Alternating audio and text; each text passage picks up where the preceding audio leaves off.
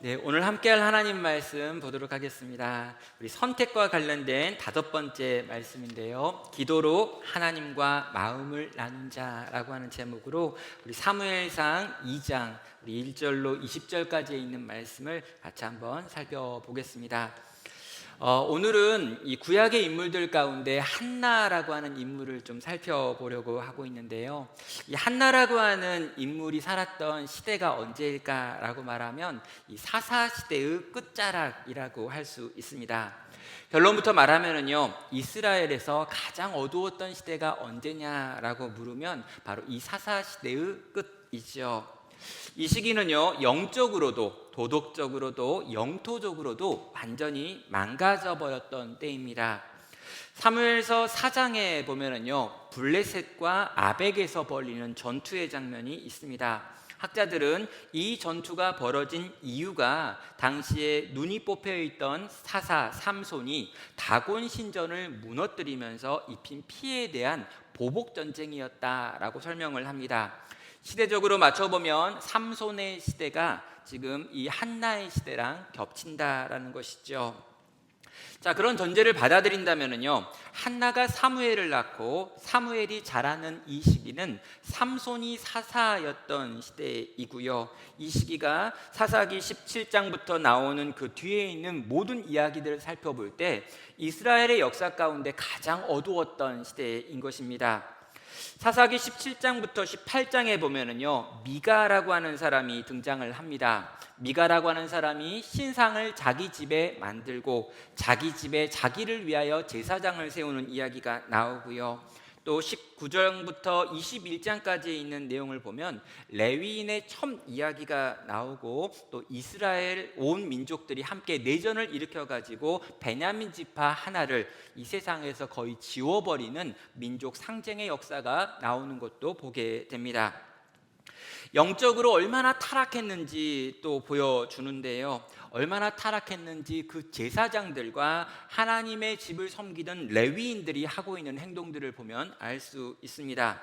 이러한 영적인 타락은요, 도덕적 타락으로 이어졌고요. 가나안의 썩은 정신들이 들어와서 깊이 물들어 버렸던 이스라엘 백성들의 모습을 보게 됩니다. 도무지 하나님의 백성이라고 생각할 수 없을 만큼 범죄가 끊임없이 일어나고 있는 것들도 확인하게 되죠. 또 영토적으로도요, 여호수아 시대에 차지했던 거의 대부분의 땅들을 잃어버리고 있는 모습을 사사기 후반은 보여줍니다. 루벤 지파가 가지고 있었던 땅은 거의 소멸되어 버렸고요. 단 지파도 자기에게 주어졌던 땅으로부터 벗어나가지고 이스라엘 백성들은 이 이스라엘의 중부 산악 지역을 겨우 차지하고 있었을 뿐 대부분의 땅들을 빼앗겨 버린 상황이었습니다. 이런 상황 가운데 삼손이 등장을 했고요. 삼손이 무언가 그 능력으로, 그 강력으로 일을 하고 있는 것 같고 블레셋과 싸우는 것 같았지만 시간이 얼마 지난 이후부터 삼손은 더 이상 블레셋과의 전쟁을 이끌 만한 사람이 되지 못한 상황이었죠. 그리고 이런 상황에서 삼손이 잡히게 되고 두 눈이 뽑히게 되고 결국에는 삼손도 죽는 것으로 이 사사기의 마무리가 지어지고 있습니다. 자, 이런 시기에 마지막 사사로 세워진 사람이 엘리라고 하는 제사장이죠. 그럼 이 엘리라고 하는 제사장이 마지막 사사이고요. 또 이 사무엘을 마지막 사사라고 부르는 사람도 있지만 이 사무엘은 약간 역할이 다르기 때문에 사무엘 전에 마지막 사사가 바로 이 엘리라고 하는 사사인데, 이 엘리는 기본적으로 제사장이라고 하는 이 신분과 직책을 가진 사람이었습니다. 그런데 제사장인데도 불구하고 어떤 여인이 눈앞에서 열심히 기도하고 있는데 기도하는 여인을 보고 술에 취하여 궁시렁거리고 있구나라고 판단을 해가지고 술에서 빨리 깨고 집에 가라라고 말할 만큼 영적으로 어두웠던 인물이 바로 엘리입니다.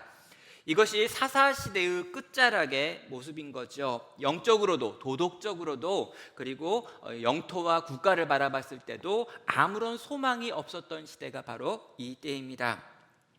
성도 여러분, 한나가 살았던 시대는요, 미래가 전혀 보이지 않는 시대였습니다. 총체적으로 망가진 상황이었습니다. 회개의 기미가 도무지 보이지 않는 시대였지요. 이런 상황에서 엘리는 블레셋과 전쟁을 하는데 그 전쟁터에 여호와의 임재를 상징하는 여호와의 법궤를 들고 갔습니다.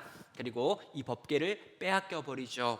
이 법궤를 빼앗길 때 사람들은 여호와의 영광이 이스라엘을 떠났다라고 하는 평가를 합니다. 여호와의 영광, 하나님의 임재가 떠나버린 이스라엘이라고 하는 건요, 실제로 말이 되지 않는 거죠.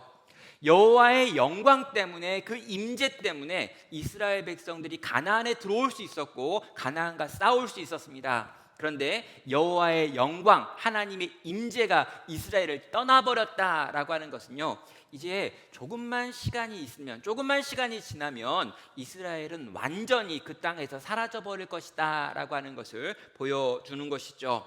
이스라엘은 완전히 끝나버린 것 같습니다. 사랑하는 성도 여러분, 그런데 이 한나가 살았던 사사기의 끝자락 이 이스라엘의 모습이 어쩌면 오늘날 우리 시대를 살고 있는 우리가 경험하고 있는 교회의 모습일 수 있다라는 생각을 하게 됩니다. 특정 교회의 몇몇을 이야기하는 것이 아닙니다. 전반적인 흐름에 대한 이야기죠. 영적으로 너무나 많이 혼미한 상황인 것 같습니다. 교회 안에서 들려지는 많은 메시지가 실제로 정말 하나님을 기쁘시게 하는 하나님의 말씀인지 알기 어려운 때를 보내고 있고요. 이단도 정말 많지만 교회 안에, 전통 안에 이미 들어와 있는 잘못된 사상과 잘못된 가르침도 너무나 많지요. 도덕적으로 교회가 세상보다 더 낫다라고 하는 말을 하기 어려운 때입니다. 영토적으로 생각을 해도요, 많은 교회는 점점 숫자가 줄어들고 있고 특별히 젊은 세대와 어린 세대가 교회를 떠나고 있는 것이 급격하게 늘어나고 있습니다. 그리고 이것들을 뒤집을 만한 일이 일어나지 않고 있죠. 거의 20년 전부터 한국 교회가 위기다라고 이야기를 했지만 20년 동안 내내 점점 더 약하여져 가는 것만 경험하다가 올해 이렇게 감염병의 상황들을 경험하면서 더 약해지고 더 부족해진 모습이 오늘날 이 시대의 한국 교회의 모습인 것 같습니다. 사사시대의 마지막 그 막막함, 사사시대의 마지막에 보여주었던 그 캄캄함이 오늘날 이 시대 교회를 덮고 있는 어둠이고 막막함인 것이죠. 성도 여러분, 그런 상황 가운데 과연 소망은 어디서 찾을 수 있는 걸까요? 이러한 상황을 뒤집어 엎을 만한 일이 일어난다면 그 일은 과연 어디에 있겠느냐라고 하는 질문입니다. 사사기 시대의 배경 속에서 우리는 이 한나라고 하는 여인을 보게 됩니다. 한나는 불행한 여인이죠. 그녀가 썼던 표현을 그대로 사용을 하면은요, 그녀는 마음이 슬픈 여자입니다. 한나에 대해서 간단하게 좀 보면은요, 그녀는 레위 지파의 남자 엘가나와 결혼을 합니다. 당시에는 중혼이 가능했기 때문에 엘가나는 분인나라고 하는 아내도 얻게 되었고 분인나를 통해서 자식을 낳습니다. 이런 모든 상황 속에서 한나는 자식이 생기지 않지요. 엘가나는 독실한 사람이었고 자식을 낳지 못한 한나를 여러 가지로 배려하는 사람이었습니다. 문제는 엘가나의 다른 아내였던 분인나였지요. 4절부터 7절에 있는 내용을 보면요, 엘가나는 제사를 드리는 날에는 제물의 분깃을 그의 아내 분인나와 그의 모든 자녀에게 주고 한나에게는 갑절을 주니 이는 그를 사랑함이라. 그러나 여호와께서 그에게 임신하지 못하게 하시니 여호와께서 그에게 임신하지 못하게 하심으로 그의 적수인 분인나가 그를 심히 격분하게 하여 괴롭게 하더라 라고 말합니다. 분인나를 아내라고 이야기하지 않고요, 적수라고 이야기를 합니다. 그의 적수인 분인나가 한나를 심히 격분하게 하여 괴롭게 하는 일이 일어났던 거죠. 또 이런 일은요, 한두 번 일어난 게 아니라 매년 일어났습니다. 7절은 말합니다. 매년 한나가 여호와의 집에 올라갈 때마다 남편이 그같이 하매 분인나가 그를 격분시킴으로 그가 울고 먹지 아니하니라고 되어 있습니다. 그럼 이미 자식을 낳은 분인나가 한나를 심히 격분하게 하고 괴롭게 만들었던 거죠. 이유는 뭐냐면 7절에 있습니다. 남편이 그같이 했기 때문이죠. 그러면 엘가나가요, 한나를 사랑하는 건 너무 좋습니다. 또 한나를 위로하는 것도 좋지요. 그러나 분인나와 분인나의 자식들보다 2배를 한나에게 주니까 분인나가 보기에는 늘 그게 화가 나고 분통 터지는 일이었던 것입니다. 그래서 남편이 한나를 사랑하면 할수록 이 분인날은 그것 때문에 분노하고 시기하며 이 한나를 향해 여러 가지 방법으로 공격하고 아프게 하고 상하게 하는 일을 했던 것입니다. 결국에 이 둘은요, 적이 되었고요, 원수가 되어 있는 모습을 보게 되는 거죠. 매년 제사를 드릴 때마다 그가 아이를 낳지 못한 아내를 위해서 했던 선물이 문제가 되어 분인나의 마음에 시기를 일으켰던 것입니다. 자, 이런 상황에서 한나는 아주 절망스러워했고요, 그가 느끼는 이 고통 속에서 그는 울고 먹지 않는 상황에까지 이르게 되었습니다. 성도 여러분, 고대 사회에서 대를 이을 아들을 낳지 못하는 여인의 지위는 낮아질 수밖에 없습니다. 여러분, 노동력이 귀했던 그 시기에 아들을 낳는다라고 하는 것은 집안에 점점 부유해진다라고 하는 의미였는데요, 이런 상황에서 아들을 낳지 못합니다. 거기다가 가부장적 사회에서 가문을 이어가야 되는데 그 가문을 이을 아들을 낳지 못했다, 한 명의 아들도 없다라고 하는 것은 그가 그 가정에서 아무런 권한도 발휘할 수 없다라는 걸 의미하는 것이죠. 그런 가운데 다른 아내가 여러 명의 자식을 낳았습니다. 남편이 나를 사랑한다고 말도 하고 돈도 가져다 줍니다. 그러나 그것을 알게 된 분인나가, 그것을 아는 다른 부인이 끊임없이 자기를 비방하며 다양한 방식으로 괴롭히는 것들 때문에 한나는 마음이 상했고 그 상한 마음으로 지금 식음을 전폐한 채 울고 있는 것이지요. 한나에게는 소망이 보이지 않는 것입니다. 성도 여러분, 한나의 이 불임의 이야기는요, 단순하게 한 가정과 한 여인에게 일어난 슬픔의 이야기가 아닙니다. 처음에 우리가 살펴봤지만요, 이 한나의 이야기가 어디에 있는지를 기억할 필요가 있지요. 한나의 이 불임 사건은요, 하나님 나라 이스라엘 백성들의 불임 사건과 연결되어 있는 것입니다. 둘 다 생명을 잉태할 힘이 없는 상태인 것이죠. 인간적으로 봤을 때는 이 상황을 뒤집을 만한 일이 불가능해 보입니다. 성도 여러분, 과연 한나도 이스라엘도 이 불임의 상황 가운데서 회복되어야만 하는데 회복될 수 있는 길은 있는 걸까요? 자, 한나는요, 울고 먹지 않던 그 자리에서 일어나기를 선택하고 있습니다. 그리고 당시 여호와의 언약궤가 있었던 실로에 있는 성막으로 가서 거기서 기도하지요.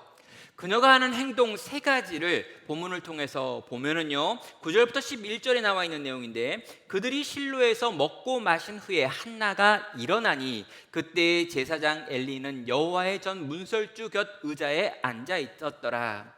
한나가 마음이 괴로워서 여호와께 기도하고 통곡하며 서원하여 이르되, 만군의 여호와여, 만일 주의 여종의 고통을 돌보시고 나를 기억하사 주의 여종을 잊지 아니하시고 주의 여종에게 아들을 주시면 내가 그의 평생에 그를 여호와께 드리고 삭도를 그의 머리에 대지 아니하겠나이다 라고 간구하고 있죠.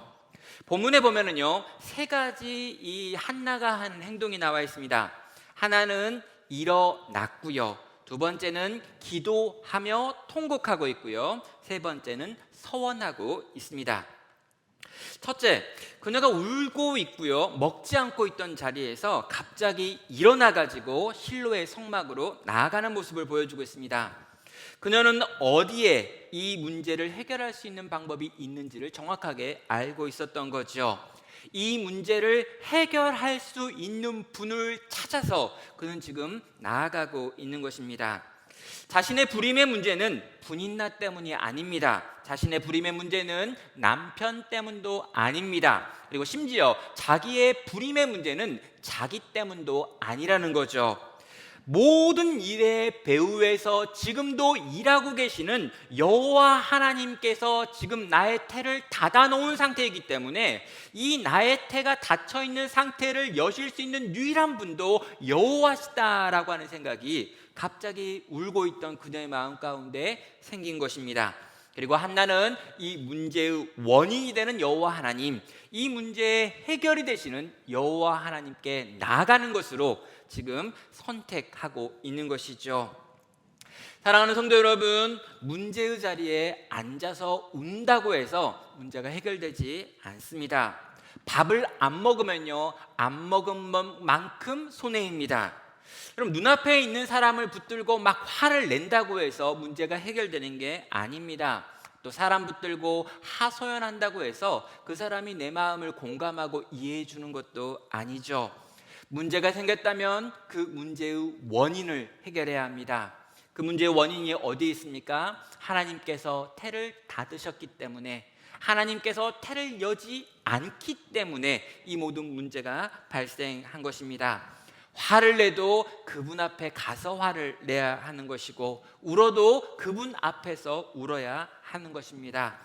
그분 앞에서 문제를 해결하기 위하여 씨름하기 시작할 때 실제로 이 한나의 문제가 해결되어져 가는 것을 우리는 보게 되는 것이죠. 오늘도 문제 가운데 놓여 있는 우리 모든 성도님들께 권면합니다.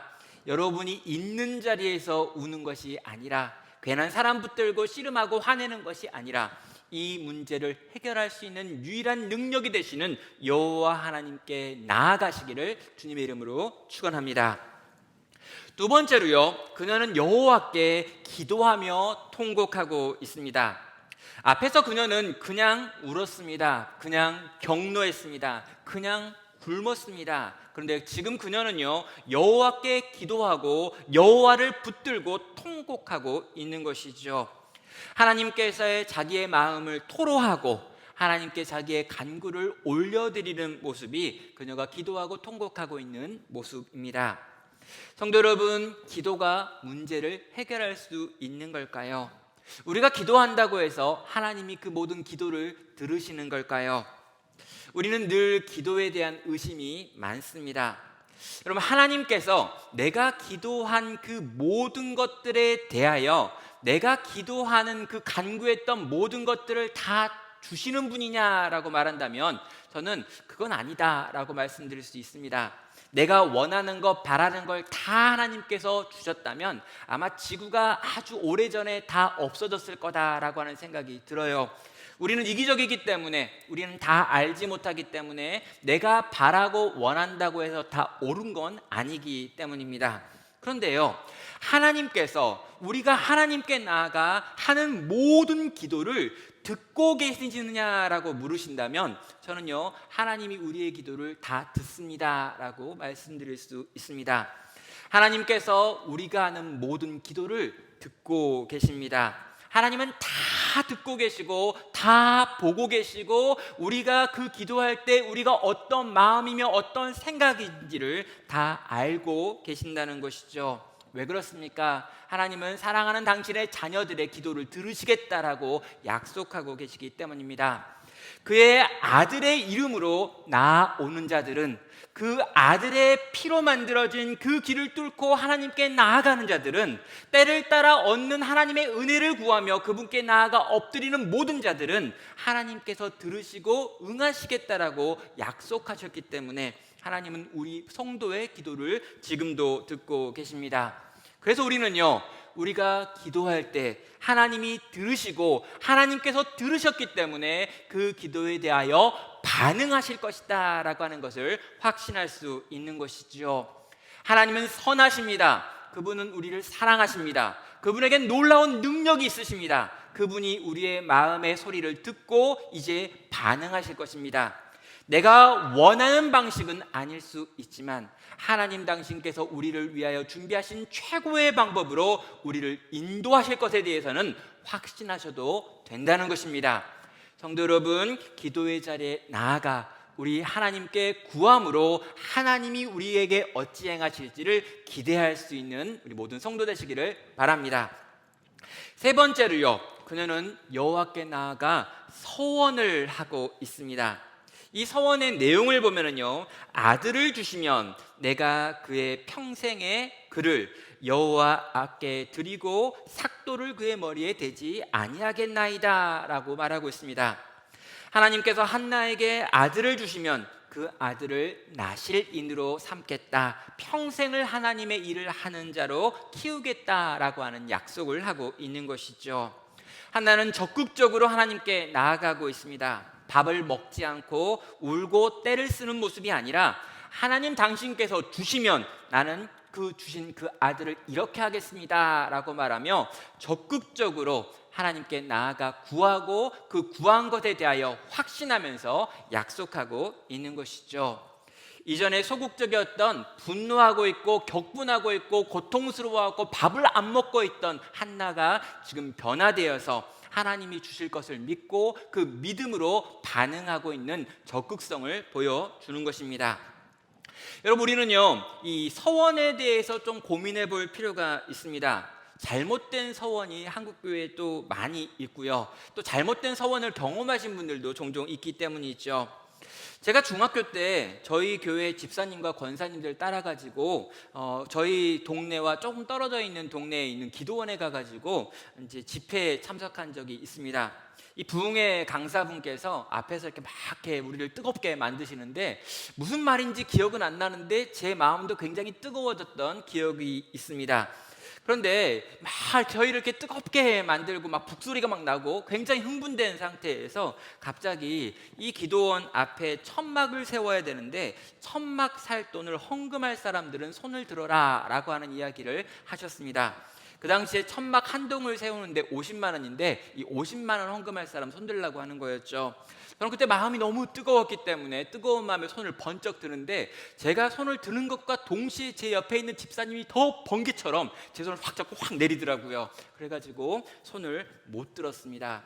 나중에 그 집사님이 오면서 이야기하는데 작년에도 천막 산다 그랬고 재작년에도 천막 산다 그랬는데 아직도 천막 안 샀다고, 네가 굳이 살 필요 없다 이렇게 이야기해가지고 제 뜨거웠던 마음에 찬물을 끼얹으셨던 기억이 있습니다. 근데 저는 생각해봐요. 만약에 제가 손을 끝까지 들고 있어가지고 그 당시에 50만 원이라고 하는 헌금을 내야 되는 상황이 나중에 발생되고 그 짐을 제가 져야 됐다면 어떤 느낌이었을까? 그리고 그걸 우리 아버지와 어머니는 어떻게 생각하셨을까라고 하는 생각을 합니다. 그때 그 유명한 중2였기 때문에 제가 하는 선택에 대해 책임질 만한 능력이 없었기 때문이죠. 그런데 여러분, 서원이 과연 그런 건가? 내가 한번 약속하면 반드시 지켜야 되는 건가? 라고 물어보고 이미 들어온 적도 없는 돈을 가지고 내라고 이야기하고 그렇게 내면 복을 받을 거다라고 하는 말 때문에 하는 건가? 라고 생각하면 절대 그런 게 아닙니다. 여러분, 서원이 뭐냐면요, 하나님께서 내게 주신다면, 무언가 내가 지금 없는데 어떤 것이 내게 필요하고 하나님께서 내게 그걸 주신다면 그렇게 주신 것 가운데 일부를 하나님께 돌려드리겠습니다, 올려드리겠습니다 라고 한 의미가 서원입니다. 그러니까 하나님, 제가 지금 건강이 없습니다. 그런데 하나님께 나를 건강하게 해주시면 건강하게 된 내 생명 중에 일부를 하나님께 올려드림으로 감사를 표현하겠습니다. 하나님, 내가 지금 사업이 망해가고 있습니다. 그러나 이 사업을 만약 회생시켜 주셔가지고 다시 수입이 들어오면 이 수입에 대하여 일부를 하나님께서 내게 주신 은혜에 대한 감사의 고백으로 올려드리겠습니다 라고 하는 거지, 내가 지금 가지고 있지도 않은 걸 가지고 하나님께 뭘 미리 드린다거나 그걸 미리 드렸기 때문에 하나님이 나에게 다시 그걸 주실 것이다 라고 하는 종류의 가르침은 잘못된 가르침이라는 거죠. 그래, 하나님이 먼저 일하시는 거고요, 그렇게 일하신 그 하나님의 일하심을 경험한 자가 감사와 기쁨과 자원하는 마음으로 서원한 것들을 돌려드리고 갚아드리는 것, 이게 서원인 것입니다.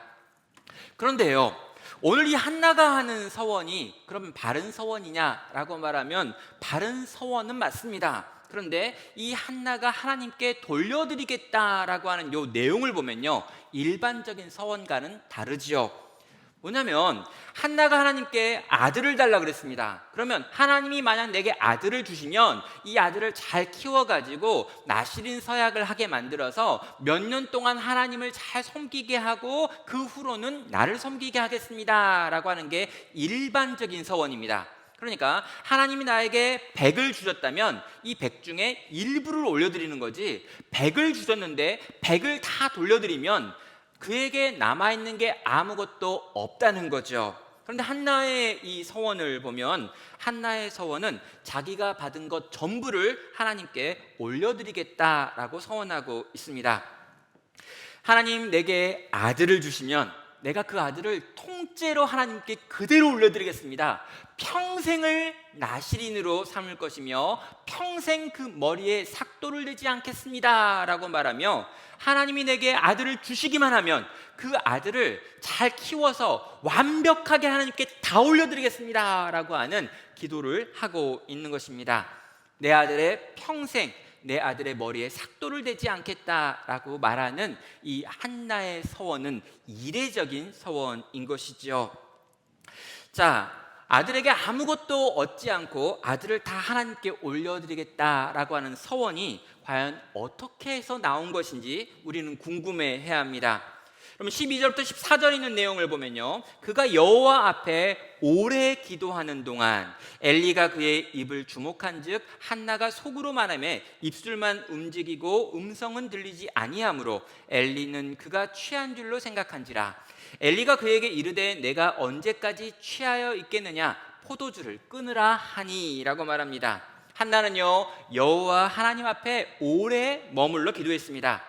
어느 순간 한나의 기도가 아주 깊어졌고요, 더 이상 그 입에서 아무런 소리도 나오지 않습니다.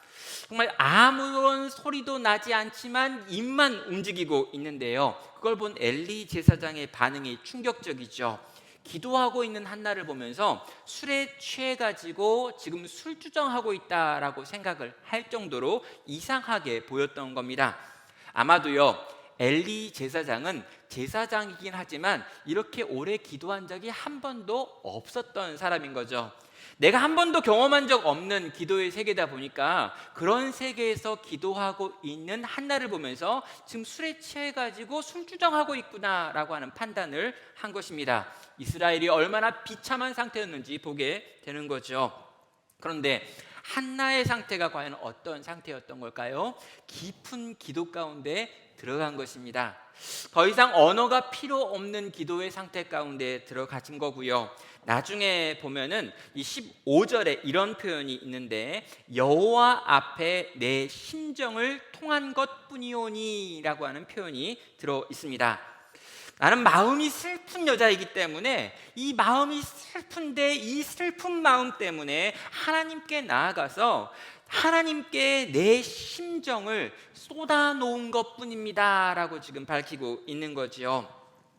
자, 여기에 나와 있는 이 표현이 되게 독특한 표현인데요, 여호와 앞에 내 심정을 통한 것뿐이다 라고 나와 있는데, 여기 심정이라고 번역되어 있는 히브리어 단어는 생명을 의미하는 네페시라고 하는 단어이고요, 통한 것뿐이다 라고 말할 때 이 통한 것이라는 이 표현은 히브리어로 쏟아붓다 라고 하는 걸 의미하는 사파크라고 하는 표현입니다. 그러면은요, 나는 하나님께 나아가서 내 생명을 쏟아 부었을 뿐입니다 라고 이야기를 하고 있는 거죠.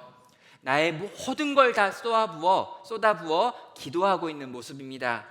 어느 만큼 기도를 했더니 점점 언어가 사라져버린 거죠. 처음에는 요거 막 다 이야기했습니다. 미주알, 고주알, 이 분이나 나쁘냐 뭐 이런 막 했다는 거예요. 남편은 또 맨날 웃기만 하지 막 능력도 없어가지고 막 했단 말입니다. 여러 가지 기도의 제목을 가지고 계속해서 나가면서 그의 슬픈 것들, 원통한 것들을 막 토로했어요. 그런데 어느 만큼 기도가 깊어지고 길어지다 보니까 어느 순간인가 언어가 더 이상 나오지 않고 하나님과 마음이 연결되어서 자기의 생명을 하나님께 쏟아붓는 그 기도의 단계에 들어가서 하나님과 함께 있었던 겁니다. 그런데 이런 상태에 있는 여인한테 와가지고 너 술 너무 좀 마시지 마, 포도주 좀 끊어, 이런 말을 했으니 얼마나 우스운가라는 생각을 하게 되죠. 여러분, 한나가요, 이렇게 깊은 기도 가운데 들어가서 얻은 게 뭘까요? 그가 그렇게 깊은 기도 가운데 들어가서 심지어 자기의 생명을 하나님께 쏟아 부으면서 기도하는 그 시간을 통해 가지고 무엇을 느끼고 무엇을 받고 무엇을 들었던 걸까요? 그가 하고 있는 선택을 보면 그가 이 깊은 기도 속에서 무엇을 만났는지를 알게 됩니다. 그는 깊은 기도 속에서 여호와 하나님을 만났습니다. 그리고 깊은 기도 속에서 자기의 생명을 하나님께 쏟아 붓는 가운데 하나님의 생명도 자기에게 쏟아 부어지는 것을 경험하게 되지요. 그리고 하나님의 마음을 알게 됩니다. 우리말 성경에서 통하였다라고 하는 표현을 쓰는 것은 아마도 그런 의미를 담아서 번역한 것 같습니다. 하나님께 내 마음을 다 전했고 또 하나님도 하나님의 마음을 나에게 전하는 시간이 이 기도의 시간인 것이죠. 그녀는 오랜 시간 동안 하나님 앞에서 머물렀습니다. 어느 순간부터 그녀는 하나님께 자기의 생각을 이야기하는 것을 넘어 마음을 토로하는 단계가 되었고 생명을 나누는 관계가 되었던 거죠.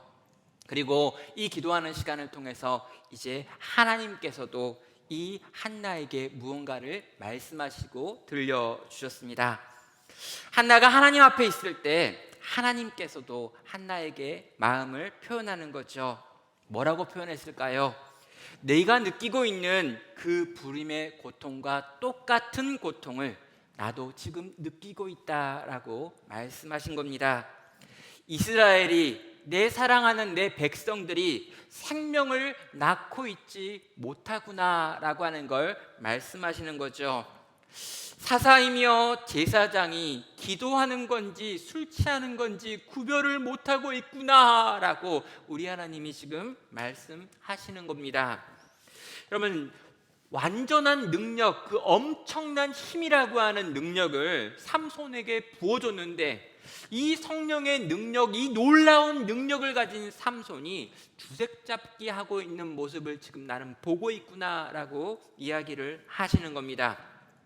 이스라엘이 영적으로, 도덕적으로, 영토적으로 완전히 망가지고 부서져 있고 이러한 것들을 뒤집어 엎을 만한 생명이 태어나고 준비되고 있지 않구나라고 하는 것을 우리 하나님께서 이 불임의 여인 한나에게도 표현하고 있는 겁니다. 하나님의 백성이 하나님의 백성들을 낳아야 되는데 지금 이스라엘이 깊은 어둠 속에서 깊은 불임의 상태를 경험하고 있다라고 말씀하시는 것이죠.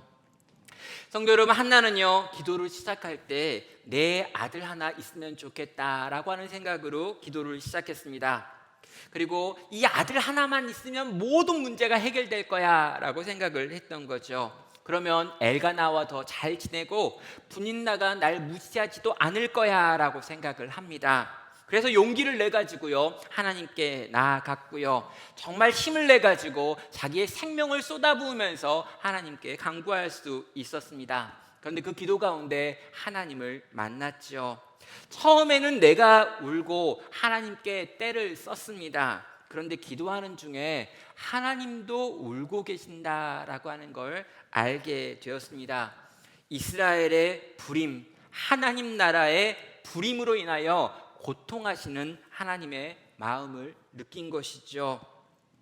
하나님께서 불임한 여인 앞에서 이 불임한 여인보다 더 슬프게 이스라엘의 불임으로 인하여 아파하시고 고통하시는 모습을 이 한나는 기도 가운데 경험하게 된 것입니다. 그리고 그때 한나가 결단하게 되지요. 하나님, 생명을 낳지 못하는 이스라엘, 제가 그 이스라엘의 아들을 낳겠습니다. 하나님, 제가 아들을 하나님께서 주시기만 하면 그 아들을 당신을 위한 이스라엘의 아들로 키우겠습니다. 당신의 슬픔을 그치게 할 수 있는 바로 그 사람을 제가 낳고 키우겠습니다. 그러니 이제 그만 슬퍼하시고 저를 통해 하나님의 나라를 이어갈 아들을 낳게 하시옵소서라고 그녀는 기도하게 된 것입니다. 사랑하는 성도 여러분, 나를 위한 아들이 아니라 하나님 나라를 위한 아들, 여호와 하나님의 탄식을 그치게 할 아들을 내가 낳아드리겠다라고 이 한나는 하나님께 서원하며 기도로 나아가는 것이죠. 성도 여러분, 사사기 마지막은요 엉망진창의 시대였습니다. 모든 게 망가져 있고요, 도무지 살아날 가망이 보이지 않았던 시대였습니다. 가장 큰 능력을 줬던 삼손이 망가지고 있는 상황이었습니다. 종교 지도자들인 레위인들이 타락했습니다. 제사장이 기도인지 술 취한 것인지 알아들 수 없을 만큼 영적으로 어두워졌던 때입니다. 자기의 집에 신상을 세우던 시대였고요, 하나님이 맡기신 땅에서 벗어나서 한 지파가 통째로 이주해버리는 상황이었습니다. 심지어 이스라엘 11지파가 모여가지고 한 지파 베냐민을 이 세상에서 지워버리려고 하는 전쟁을 치르기까지 했던 때가 바로 이때입니다. 완전히 망한 것 같습니다. 도무지 소망이 없습니다. 어느 곳 하나 성한 곳이 없는 때이지요. 뭔가 조금이라도 남아있어야 남아있는 그것을 기초 삼아가지고 뭔가 해결하고 일어날 수 있을 텐데, 남아있는 것이 하나도 보이지 않을 만큼 철저하게 망가지고 부서져 있던 때가 사사기 마지막 이 시대였습니다. 그런데 여기에요, 기도하는 불임의 여인 한 명이 있었습니다. 대단한 여인이 아닙니다. 뭔가 대단한 신분을 가졌거나 대단한 지식이 있거나 대단한 능력을 가졌다라고 성경이 설명하는 사람이 아니에요. 똑같이 시샘하고요, 똑같이 분노하고요, 똑같이 울고요, 똑같이 떼를 쓰고요, 먹지 않으면서 땡깡을 부리는 바로 그런 여인 중에 하나입니다. 그런데 그 여인이요, 울던 자리에서 일어났습니다. 그리고 그가 실로에 기도하러 나왔습니다. 그리고 그가 자기의 생명을 쏟으며 하나님께 기도했습니다. 그리고 그 기도 가운데 하나님과 마음이 통하였고, 하나님이 무엇 때문에, 어떤 것 때문에 통곡하고 탄식하는지를 보았습니다. 나랑 똑같은 마음으로 하나님이 고통당하고 계시구나 라고 하는 걸 그 여인은 경험했습니다. 그리고요, 그 깊은 기도 속에서 그녀는 하나님께서 낳고 싶어 하시는 그 아들, 이스라엘의 생명이 끊어지고 있고 대가 끊어지고 있는 이 이스라엘을 이어갈 그 아들을 내가 낳아드리겠다라고 두 손 들고 자원하여 일어나고 있는 것이죠. 나를 위한 것이 아니라 당신을 위한 아들을 낳겠다라고 그는 고백하며 일어서 하나님께 자원했던 것입니다. 그 결과가 무엇일까요? 20절입니다. 한나가 임신하고 때가 이름에 아들을 낳아 사무엘이라 이름하였으니 이는 내가 여호와께 그를 구하였다 함이더라. 한나가 생명을 잉태합니다. 한 아기가 태어나지요. 그리고 그 아기는 내가 하나님께 구했던 바로 그 아기입니다. 이 아기가 누구입니까? 이스라엘의 아들인 거죠. 이스라엘을 회복시킬 소망의 아들인 것입니다. 이건 내 아들이 아니고 내 자식이 아니고 내 미래를 책임져 줄 만한 그런 인간이 아니라 이 여호와 하나님께서 만드신 하나님 나라, 어디에도 비빌 데가 없는, 어디에도 기댈 데가 없이 철저하게 다 망가져버린 이 하나님 나라를 이어갈 만한 하나님의 백성들의 대를 이을 그 아기가 이 아기다라고 하는 의미에서 하나님께 구하여 받은 바로 그 아들이다라고 말하며 사무엘이라고 이름을 짓는 것입니다. 그리고 그 사무엘을 통해서 그 사무엘이 다윗을 세우고 새로운 왕정을 만들어내므로 사사 시대가 끝나고 새로운 왕의 시대, 하나님이 다스리는 왕정이 시작되게 되는 것이죠. 사랑하는 하나님께 성도 여러분, 오늘날 이 시대가 어쩌면 사사기 마지막 시대와 같을 수 있습니다. 교회가 힘을 잃고 성도가 약해져 가고 있습니다. 단지 숫자가 줄어들어가는 문제를 넘어서 점점 더 복음을 전하기가 너무 어려운 시대이고요, 젊은 세대들과 어린 세대들이 잃어가고 또 놓치는 중에 있습니다. 선교하기가 너무나 어려운 시대가 열렸습니다. 영적으로, 도덕적으로, 현실적으로 점점 약해져가는 교회의 현실을 보면 막막하고 답답하지요. 교회가 불임 상태입니다. 이 시대 한국교회가 전체적으로 불임의 상황을 경험하는 것이지요. 답이 있을까요? 대안이 있을까요? 하나님의 위로도 필요하고요, 하나님께서 힘주시는 것도 필요합니다. 그러나 여러분, 먼저 우리가 어디로 나아가야 되는지 기억하시길 바랍니다. 이 불임의 상황을 해결할 수 있는 방법은 이 모든 문제의 근원이 되시는 우리 하나님이십니다. 그분께 일어나 나아가시길 바랍니다. 그분께 엎드려 고통하며 기도하시길 바랍니다. 그리고 더 깊은 기도 가운데 들어가 우리 하나님의 마음이 어떠한지 알기를 바랍니다. 그리고 그 하나님의 마음을 시원케 해드리는 자원하는 기도, 정말 하나님 당신께서 기뻐 받으실 만한 자원하는 기도 서원으로 나아가 그분께 구하며 그분의 손에 들려 내가 쓰임받기를 구하실 수 있는 나눔께 모든 성도 되시기를 주님의 이름으로 축원합니다.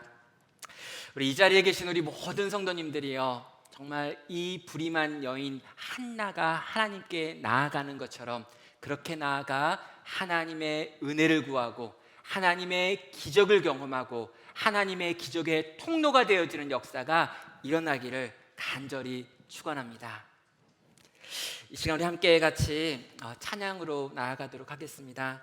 하나님께서 정말 기적을 행하여 달라고, 하나님의 역사를 우리 가운데 베풀어 달라고 좀 같이 구하는 마음 또 하면 좋겠는데요. 우리가 같이 들었던 말씀을 품고 잠깐 이렇게 묵상하고 좀 침묵으로 기도할 텐데, 하나님, 내가 이 기도의 시간을 어떻게 가져야 합니까?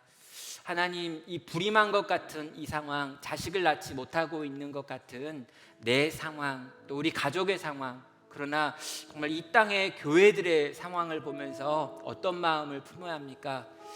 소망을 갖기가 어려운 때인데 나는 여기서 어떻게 소망을 얻어야 합니까?